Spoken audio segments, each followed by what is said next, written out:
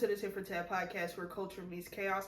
I'm your highly blessed and favorite and a little bit messy host, Lauren Dom, aka the motherfucking Dom Dada. Happy Friday, everybody. We have made it through another week and we've made it to another month. Bitch, it is currently April, and of course, I'm so excited because, April is my birthday. So I'm feeling good this month. You know, I feel like a lot of great things are going to be happening, not only with the pod, but also with just media and TV and all of these things. We got a lot of stuff cooking up this month. So I'm excited about that. Nonetheless, I am excited for you all to be here. Thank you to my first and my last time listeners. If you are new here, welcome, welcome, welcome. This is the podcast where we focus on all things music, media, and mess. So if that is what you like, make sure that you tune in to the end and let us know how you feel. I will say this week was slight when it comes to anything TV, media, or even a little bit of music. It's been slight lately, so this might be a quickie episode, but nonetheless, let's get into the shit that y'all came here for, which is not the mess, because today y'all don't want to be no messy ass bitches. All right, so going into TV and media, it looks like Real Housewives of Atlanta is returning back to our screens for season 17. Shout out to the girlies. But it looks like we're getting a look into some drama that is going on in the season. Season 17 actually drops April 5th, so make sure that y'all are tuning in, okay? Because I am actually excited about the new season. Like, don't get me wrong, the new girlies, of course, isn't the old ones. Of course, it's not going to be what Real Housewives of Atlanta used to be, but essentially, I feel as though this could be the blueprint for the new wave of Real Housewives of Atlanta, which means if the girlies show up this season, this could probably be one of the best new seasons that they have had. But they are giving us a look into some drama that is going on. So K. Michelle is currently joining the cast of Real Housewives of Atlanta, and we have Drew Sidora, who has already been a cast member, which I will say, Drew Sidora, I give her MVP simply because she has lasted through these last like 4 to 5 seasons, and though Drew has a tendency to lie about dumb shit, she backpedals a lot, she's giving us the drama, she's giving us the tea, and she's literally giving us like storylines. I will say the whole storyline where her husband's sleeping in the basement and she was like upstairs, that shit was so fucking stupid to me. I feel like it was just being dragged on, but nonetheless, I feel like Drew Sidora is earning her cards. But it seems as though Drew Sidora and K. Michelle have some type of beef going on the show, and recently K. Michelle, Phaedra, and I believe Cynthia Bailey actually did an interview with Sherry Shepherd. Basically, K. Michelle does what K. Michelle does best, right? It's give people flowers while also throwing shade. Bitch, if I don't like you, I don't like you. But essentially, K. Michelle definitely tries to support everybody in the beginning of their careers, and she stated that. She says, I try to support all beginners in music. She said, now, Drew has movies, Drew has talent, movies that no one really knows of. And according to Kay, she doesn't see their situation as music rivalry at all. She would hope it would be about music, but I don't fight about music, you know, when something doesn't compare, right? So then Drew Sidora sees the interview and she comments on what K. Michelle said about her, basically saying, like, at the end of the day, bitch, you could never compete with me. And I feel like musically, she's right. Drew Sidora is a good singer, but that does not mean that she can make good music. She's not touching K. Michelle, I will say that. But that does not take away from the fact that Drew Sidora is talented. We all know Drew Sidora to be in movies. Drew Sidora, Drew, so sexy, y'all, come on now. But Drew seen the shit and was like, bitch, I'm not fucking with that. So she said, to all the beginners out there, keep going. I'm finally living my dream and preparing for my first Live Nation tour. Tickets are live. I think she also made another statement basically saying like K. Michelle is just jealous or whatever the case is. Again, like K. Michelle said, I am not about to compete where we don't even compare. And I understand, especially because also K. Michelle now does country music, So it's really like, bitch, we're not in the same category at all. So the fact that you even thought that you were going to be on my level is insane. It's almost equivalent to people trying to come in and compare themselves to Candy Burrs. Candy Burrs was, is, and still a legend before and after Real Housewives of Atlanta. You cannot touch that girl's pen. She might not be able to sing. That bitch can't sing worth a damn. But that pen, unmatched. Ain't nobody fucking with it. Speaking of new TV coming out, it looks like Zeus Network is coming out with a new show called Scotty with the Baby.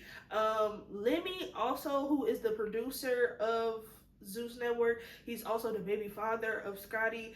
He just recently dropped a song called Where's the Baddies with Offset, and I throw it away. Throw it away. I'm just keeping it up. I will say with this preview, you see them have a conversation about the dynamics of the relationship, and I just want to say this. Prime example of you signed up for some shit thinking it was sweet. Now that the dynamics have changed, you want the relationship to change, and the nigga's not fucking with it. It is very clear that Lemmy wanted to be in an open relationship or whatever. He wanted to practice non-monogamy. I'm not gonna say it was the right.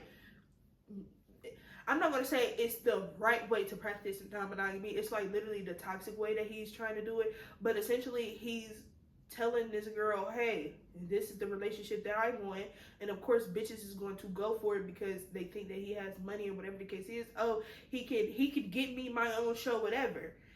Okay, the dynamics is there, bitch. I'm not mad, but the fact that you got pregnant by a man who looks like Oscar Proud is the funniest shit in the world. The fact that you literally thought that just because you are pregnant, the dynamics is going to change. No, ma'am. We literally see that this girl signed up to be in a non-monogamous relationship, and then now because she is pregnant, she wants to be monogamous. It does not work like that. And I'll say it doesn't work like that simply because you knew what it was going in. Now you want it to change, and now you're sad because it's not. Now I bet you're regretting fucking getting pregnant. You shouldn't have got pregnant by a man who looked like a lemur anyway. I'm just saying. So it looks like the internet is reacting to Honcho quitting music. I'm not gonna lie, I don't know what was going on with Honcho, but him trying to like cater to the girlies, knowing he hates the idea of I don't understand that. Why as men do y'all sit here and try to cater to the women about like relationship music or whatever, knowing like you hate that type of music, knowing that you don't really subscribe to that, like you literally hate relationships, but you sitting here trying to make music like that whole birthday song, fucking trash. I don't know what happened to Honcho, but again, once he tried to start catering to the girlies, it was just like, I'm bored. I like it. It's your birthday. She your birthday. It's your birthday. She the birthday. I'm the birthday. We the birthday. Shut up, please. That song is so fucking stupid. Like, anyway. D-Ray Davis actually drops a new music video. He make music. I'm sorry. D-Ray Davis has never like really gave anything. I'm not okay. Let me not say that. Right. I think that D-Ray Davis is like very inconsistent with his work. I will say that. I think it is very weird that you're fucking dropping a music video. What are you dropping a music video for? Why are you doing music? Is comedy not working out for you right now? I don't get. Hey, by all means, make your paper, boo boo. Now, get to the shit that y'all actually possibly came here for, which is the Verzuz that just passed with Tank and Tyrese. When I tell you that Verzuz was messy as fuck, and I loved every minute of it. Okay, I didn't watch the whole thing, I will say, because I was a little high, so I missed out. But I said I had my money on Tank simply because we have to include the things that Tank has written.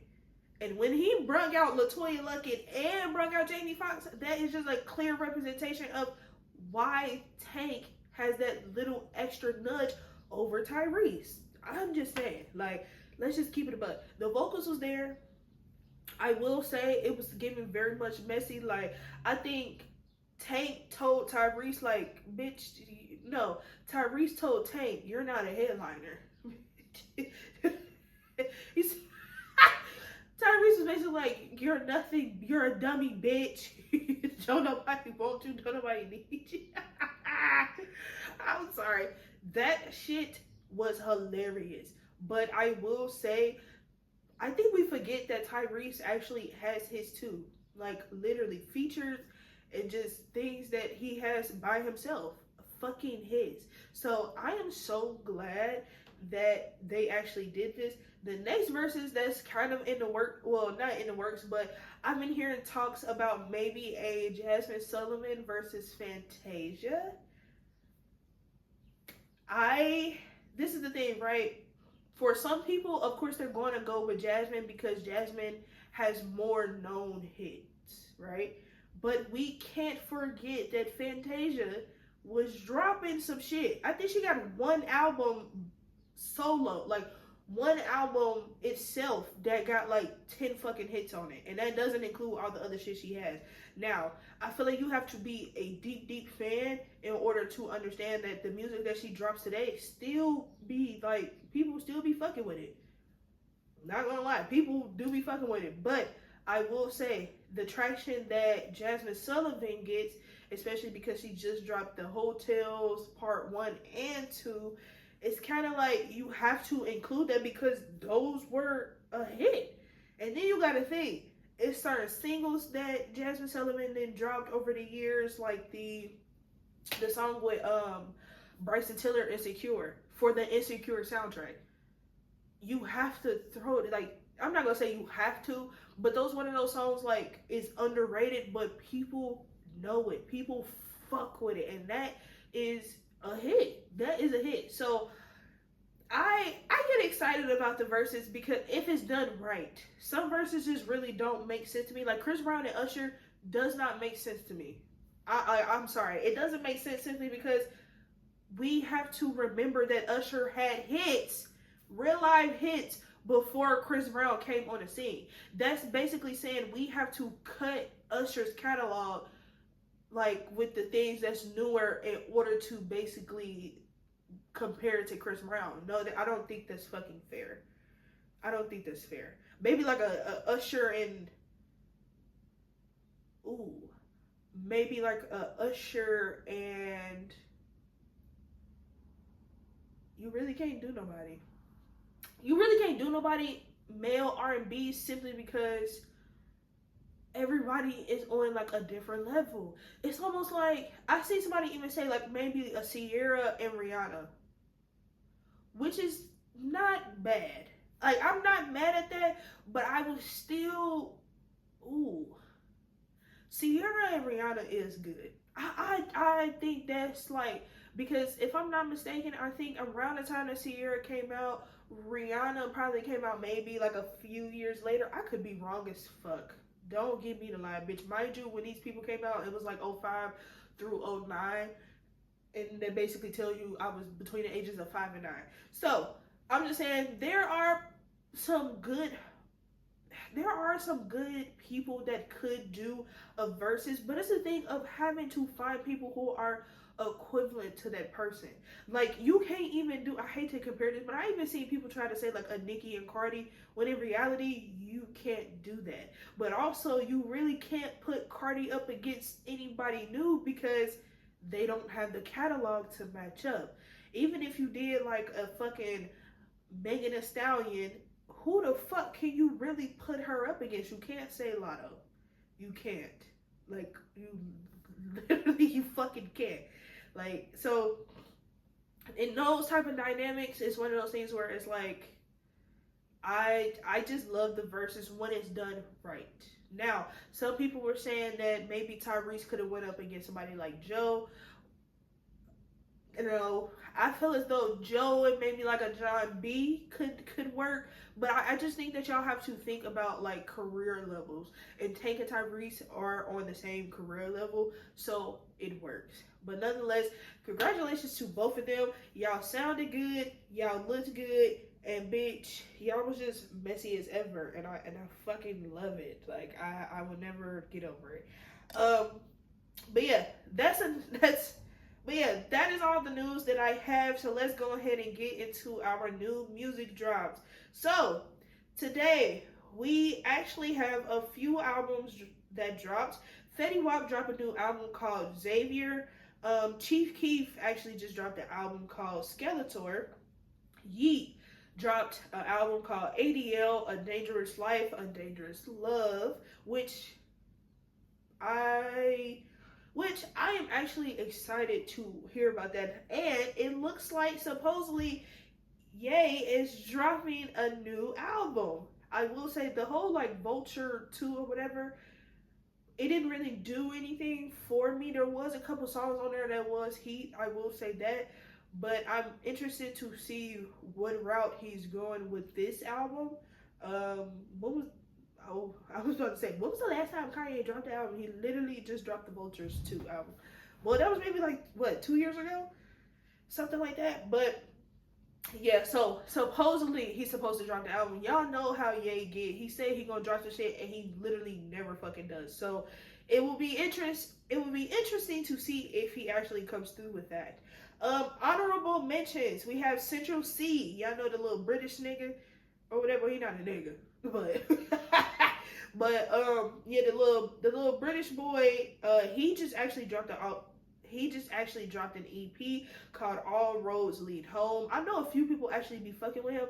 I don't know if it's like, I can't get into that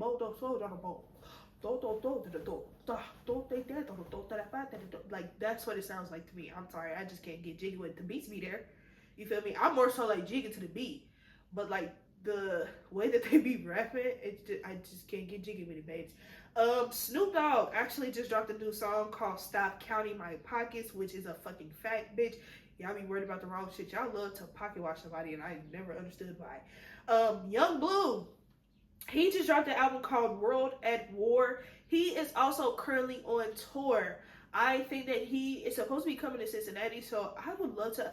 Every time that Young Blue comes to the city, I fucking miss it, and it pisses me off because I really feel as though people sleep on Young Blue. Like, not like oh yeah, we know Young Blue, we fuck with him. Not like a Party Next Door type of sleep. Like, motherfuckers still sleep on Party Next Door, but motherfuckers know who he is. Motherfuckers is, tapped in. I feel as though motherfuckers really just have it out for Young Blue or something. I don't know. But every single project that he drops is fire. I just don't get it. Now, is he a terrible fucking partner or whatever? Of course. Has he made terrible business decisions? Of fucking course. Because y'all remember the whole situation with Boosie. Then he had the situation with 7th Streeter with the whole releasing a song, but she didn't like confirm to release. You know what I'm saying? Like, he does dumb shit. I will never take that away because niggas is gonna be niggas. But I will say, I think that he needs to start getting more recognition for his music. Like, it's not that bad. It literally is what R&B needs, if you ask me. But hey, nobody asks me shit, so that's why we here.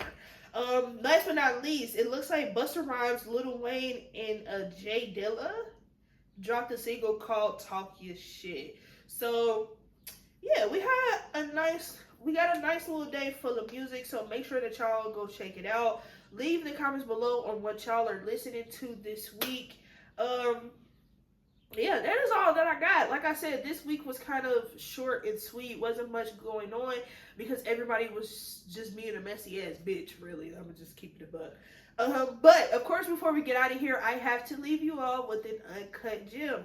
So, of course, with life going on, I have been mentally declining just a tad. So in order to basically get through it, I have to listen to one of my favorite songs, which is Can't Swim by Grimm, Lynn. All right. It's the metaphor of not knowing how to swim during this shit, but you make it through. You find a way to get to shore to save yourself, right? You kicking and screaming. You're like literally just, you want to give up during this whole like tide and horrible wave or whatever you want to describe it as. It's one of those things where life literally sucks us up to a point where we feel as though we will not be able to see land. And that's not true. you are able to push through whatever is thrown at you as long as you keep kicking. As long as you keep moving them fucking arms, I'm never going to drown. That's just that, right? I'm my own lifesaver. So, but yeah, again, that is Can't Swim by Grimm Lynn. All right. Now, that is all that I have for you all this week. Thank you to my first and my last time listeners. Please make sure that y'all are checking out episodes every Monday and Friday on our YouTube channel. Please make sure that you all are also liking, commenting, sharing, and just doing all those things that you need. Sharing the pod. Do all of that shit so the people can know that we're here and we're kind of here to stay. All right. Please remember to always be humble, be gracious, and be open. I will see y'all at the top because the bottom is just too crowded. Bye, y'all.